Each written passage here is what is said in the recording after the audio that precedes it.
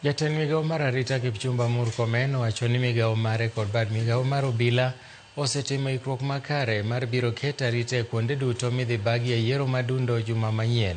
Nolero ni kwan mamalo mag apisa mag arita osechwal e alworago mar neno ni yiero timore e yo mahuyanga maonge oharo.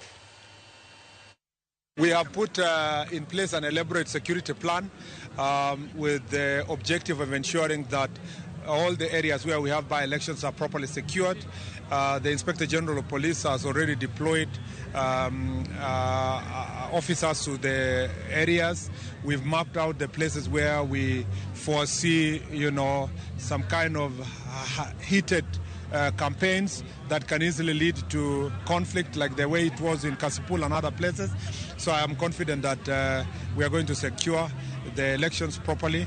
And also we are asking the supporters, the aspirants and their political parties and their campaigners to observe the law, because if they break the law, they know that there's also consequences in terms of the electoral malpractices.